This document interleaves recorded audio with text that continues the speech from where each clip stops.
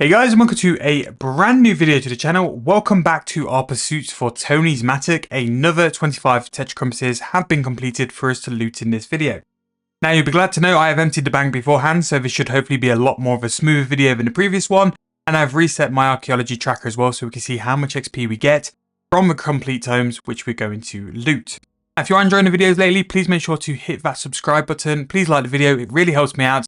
And with Treasure Hunter being removed very soon, hopefully it helps the brand new players coming to the game to give it a try without Treasure Hunter. So without further ado, these 25 have been completed. Let's see if we can get lucky and beat last episode.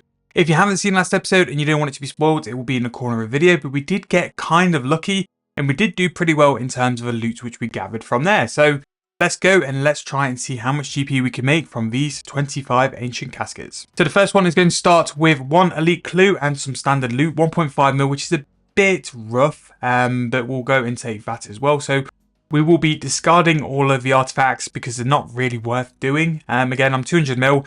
I don't really want to be using the GP here to go and restore artifacts. I'd much rather just go and like send them back. For me, if ever I wanted to go and do some more of these videos and Tetras and stuff, I'd probably just go and thieve just because it's fully AFK. We can go and do that instead. But I'm just going to go and bank it all and get rid of this gold rune. So on to number 2. Let's see what we can get. So we've got some binding contracts, which I would say like in the last video, we didn't really get too many. So we'll keep a track on that. Actually, I'm going to take these in the info. Make sure to note them all as well.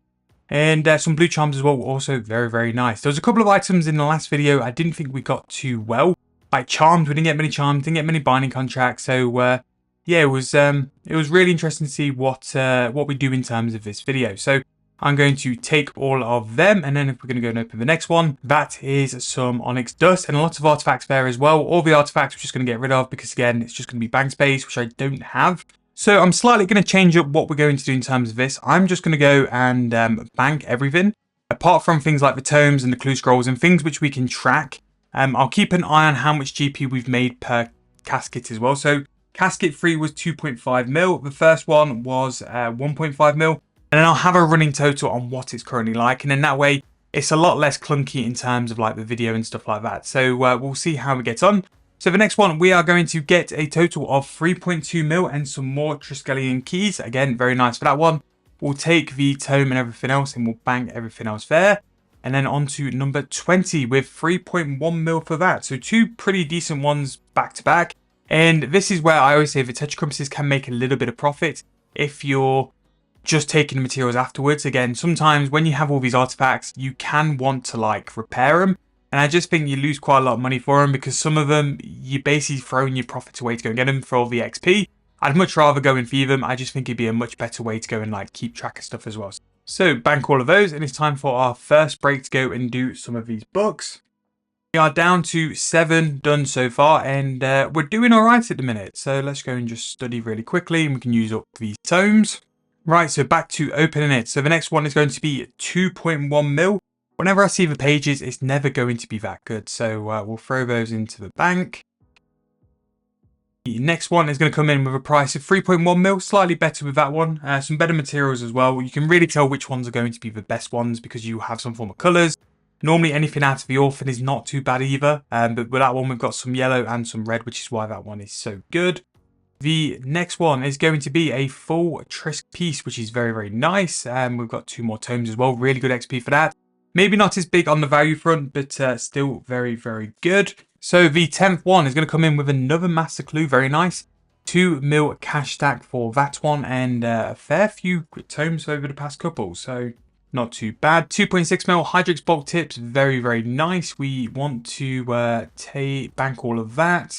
And we've got some more tomes to do as well, so we're going to study the desk really quick. Right, so 13 more. Let's go and see what we can get from these. So this one is going to be 1.4 mil, just one master clue there. Doing all right on the masters, to be fair, and the tomes. They seem to be the ones which are really doing well. The next one is going to be 2 mil there. No sign of that shadowy key. Can we get lucky and pick something else up? There is the 15th one, 2 more tomes and a master casket. And some very different looking artifacts for that as well. We're going to go for the next one. That is going to be a full Triskelion key and 2 more tomes. we can bank that as well. One more and we're going to get a total of 2.1 mil for that. Right, so on to the next one. Another 3 mil one there. Been a while since we've had a 3 mil casket, but that is nice. Those rune pieces are a little bit of GP as well. 2.7 mil there, just some more clue scrolls in tomes, and we'll bank the rest. We're going to have 6 more left. We have got another full Triss key. We've got a elite clue and also another tome. We'll take that, and then 5 more to go. So some Hydrix bolt tips, which will bump it up, but very low sort of costing materials there, which has meant that one's a little bit on the cheap side. And then this one as well, 1.7 mil for that. But we have finished a Triss key from that as well. So that will offer up some info space. And then continuing on. So here we go for the final 3 of 2.3 mil there. We also have the tome, which we'll take as well. The final 2, we've got another Triss key and some tomes as well. And then finally, for the final one, are we going to get lucky? We are going to get 3.1 mil from that. Not bad. I think we've hit a couple of 3 mil ones, which have been very, very nice. And again, we've got quite a lot of tomes, which is kind of what you would do these for. In terms of profits and stuff, I think I spent something like 36 mil. So maybe we've made about 20-ish mil profit. I'm probably not going to price check this one just because I've deposited them into material storage. I have used the loot tracker for this one, so if I needed to, like, I could go and find what it is. But it's not the best because of all the artifacts and stuff. It's not the best one to go and do it. But that is going to be 25 more in the bag. In terms of this one though, we've pretty much done 5 Triskelion keys. We've got 14 masters and 10 elites, which is not too bad. The binding contracts again, not really turning up as big as what we could, but yeah, we've definitely made some profit. And with these, it's always about rolling the risk. It's basically that clue scroll chance as well of if we're going to get it or not. But some Triss keys are going to always be good for the account, and we'll go and do another loot from those when we get to like 25. Because I still think that the Triss keys are worth doing. Yes, we need a little bit of a revamp, but the fact you can go and get the guaranteed elite every time does mean they're kind of worth doing anyway. But we still have 2 more videos of 25 caskets each video to do on this account. And then 7 Day Bond also has over 100 tetras on its account to do as well. But this is the one thing with tetras, is that now I've got an entire bank where I've just emptied and cleaned it out like so many sort of items. And it's just been loaded back up with all this sort of stuff as well.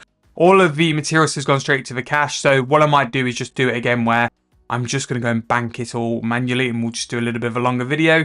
I was trying to do it in the best way to make it short and sweet and to the point, but I suppose opening tetras are a little bit annoying and you just have to sort of work with it. So we'll know that for next time.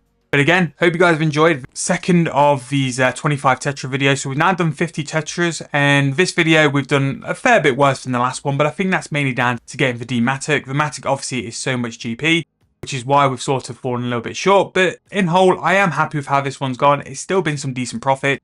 And it's good to finally get these tetras done, because I think when I've finished this set of tetras and the ones in the bank, I think that's going to be me stopping. I don't see myself doing any more archaeology really on this account anyway, or any more thieving. So yeah, we'll see how we go in the future. But I'm going to wrap the video up there. Really hope you guys enjoyed. If you have, please make sure to leave me a like, subscribe to the channel. What is the best sort of item you've got from your Tetracompass? Have you been lucky enough to get the key, or is it the Dragon Mattock, or have you not got anything at all? But let me know in the comments down below. Thank you guys so much for watching. Really hope you've enjoyed, and I'll see you guys very soon in the next video.